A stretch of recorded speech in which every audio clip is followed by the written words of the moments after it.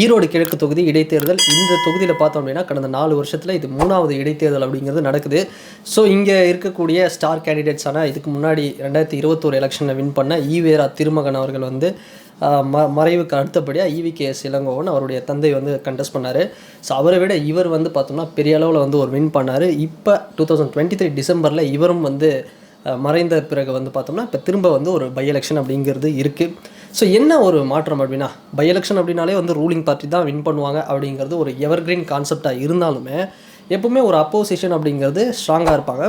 But சில தொகுதியில் opposition வந்து கண்டெஸ்ட் பண்ண மாட்டாங்க. பட் இந்த தொகுதியில் பொறுத்தவரை பார்த்தோன்னா ஃபஸ்ட் டைம் ஒரு ஸ்ட்ராங்கான ஒரு அப்போசிஷன் பார்ட்டி நாங்கள் வந்து லீவ் ஆகிறோம், நாங்கள் வந்து இந்த கண்டெஸ்ட் பண்ணல அப்படின்னு வந்து விலகி போகிறாங்க. அது யார் அப்படின்னா ஏடிஎம்கே. கிட்டத்தட்ட கொங்கு மண்டலம் அப்படிங்கிறது ஏடிஎம்கேவுடைய ஒரு பெரிய ஒரு ஓட்டு மெஜாரிட்டி இருக்கக்கூடிய ஒரு பெல்ட் தான். ஸோ அப்படிப்பட்ட ஒரு கொங்கு மண்டலமான ஈரோடு ஈஸ்ட்டில் ஃபஸ்ட் டைமாக ஏடிஎம்கே வந்து நாங்கள் கண்டெஸ்ட் பண்ணல, நாங்கள் விலகிறோம் அப்படின்னு வந்து சொல்லியிருக்காங்க. இது வந்து பார்த்தோம்னா டிஎம்கேவுக்கு ஒரு மிகப்பெரிய ஒரு சாதகமாக இருக்குது. வெற்றி அப்படிங்கிறது ஒரு சிங்கிள் சைடு அப்படிங்கிற மாதிரி தான் வந்து போயிட்டுருக்கு. பட் இருந்தாலும் நாம் தமிழர் கட்சி ஒரு சோலோவாக டிஎம்கேவுக்கு அகெயின்ஸ்டாக ஒரு பெஸ்ட்டு ஒரு ஸ்ட்ராங் அப்போசிஷனாக வந்து இந்த இடத்துல வந்து ஒரு வேட்பாளர் வந்து களம் இருக்கிறாங்க. அதே மாதிரி டிஎம்கேலையும் வந்து அந்த வெற்றி வேட்பாளர்னு கிட்டத்தட்ட சொல்லலாம். ஸோ அந்தளவுக்கு ஒரு ஸ்ட்ராங்கான ஒரு வேட்பாளர். ஏன் வந்து பை எலெக்ஷனில் வந்து ரூலிங் பார்ட்டியை வின் பண்ணுது?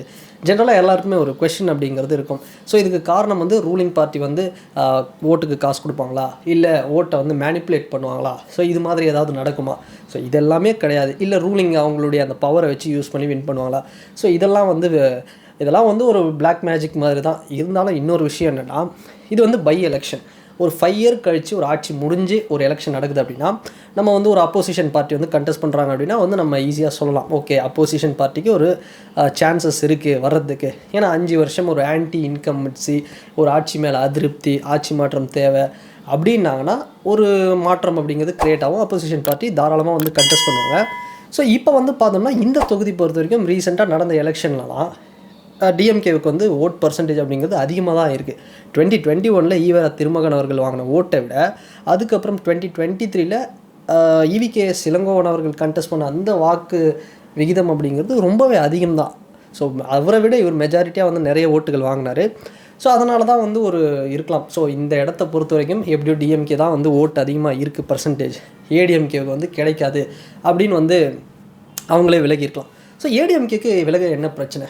கடந்த ஒரு 7 எலெக்ஷன் நம்ம எடுத்து பார்த்தோம் அப்படின்னா ஒட்டுமொத்தமாக நடந்த லோக்சபா எலெக்ஷன், அசம்பிளி எலெக்ஷன் எல்லாத்துலேயுமே ஏடிஎம்கே ஒரு 3 முறை வின் பண்ணியிருக்காங்க. ஒரு 4 முறை வந்து டிஎம்கே வின் பண்ணியிருக்காங்க. ஸோ சமபலத்தில் தான் இருக்காங்க. ஏன் இந்த விலகல் காரணம் அப்படின்னு பார்த்தோம்னா 2016க்கு அப்புறம் ஜெயலலிதா அவர்களுடைய மறைவுக்கு அப்புறம் பார்த்தோம்னா ஏடிஎம்கேல ஒரு ஸ்ட்ராங்கான லீடர் இல்லை அப்படிங்கிற ஒரு கருத்து அப்படிங்கிறது. என்ன தான் கொங்கு மண்டலம் அப்படிங்கிறது ஏடிஎம்கேவோட ஒரு கோட்டையாக இருந்தாலும் கூட அங்கே ஒரு ஸ்ட்ராங்கான லீடர்ஷிப் இல்லை.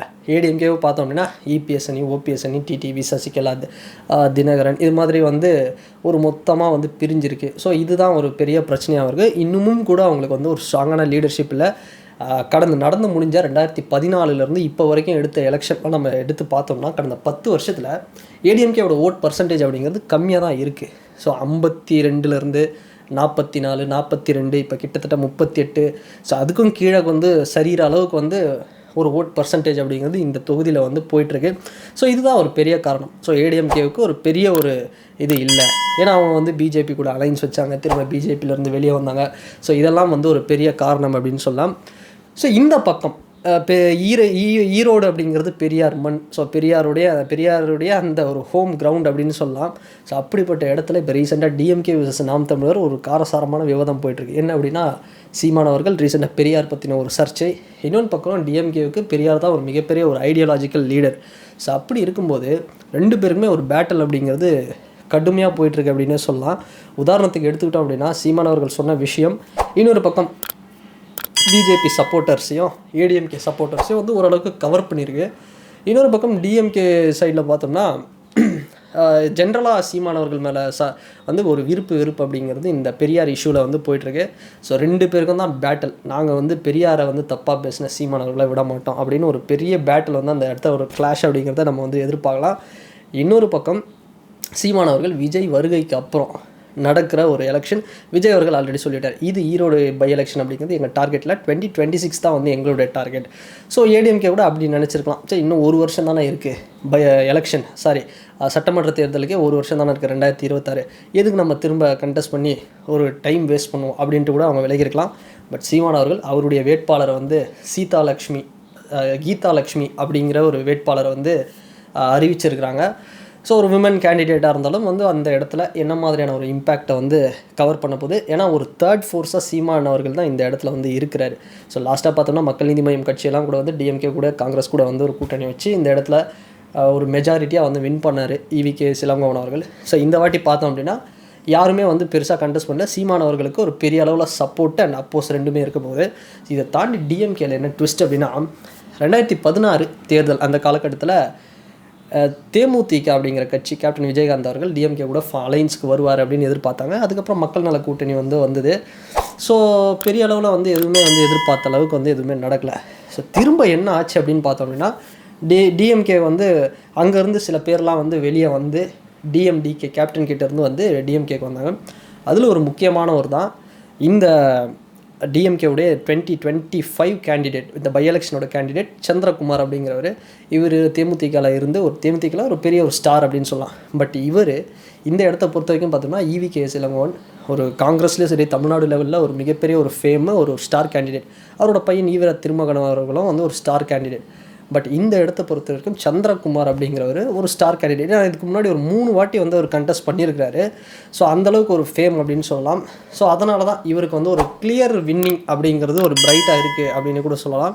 ஸோ இதை தாண்டி எப்படி வந்து நாம் தமிழர் கட்சி வந்து ஒரு டஃப் கொடுக்க போகிறாங்க டிஎம்கேவுக்கு, எந்த பார்ட்டி இவங்க 2 பேருக்குள்ளே இருக்கிற கிளாஷு ஒரு ஈகோ கிளாஷ் மாதிரி தான் இருக்க போகுது. ஸோ இது எப்படி இருக்க போகுது, இதை தாண்டி டிவிகே அப்படிங்கிற ஒரு கட்சி வந்ததுக்கப்புறம் சீமான் அவர்களுக்கு வந்து ஒரு 3ஆம் அலை வந்து இருக்கா இல்லையா அப்படிங்கிறதெல்லாம் தீர்மானிக்கிற அளவுக்கு February 5 இந்த போலிங் அப்படிங்கிறது நடக்க போகுது இந்த இடத்துல.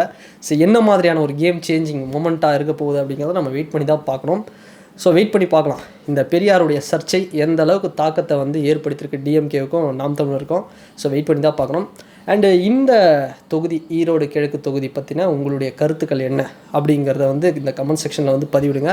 அண்ட் இந்த வீடியோ பற்றின உங்களுடைய கருத்துக்கள் அண்ட் இந்த வீடியோ உங்களுக்கு பிடிச்சிருந்தால் லைக் பண்ணுங்கள், ஷேர் பண்ணுங்கள், கமெண்ட் பண்ணுங்கள், சப்ஸ்கிரைப் பண்ணுங்கள். அண்ட் வேறு ஒரு வீடியோவில் வேறு ஒரு கான்டென்ட்டில் நான் உங்களை பார்க்குறேன். பாய்.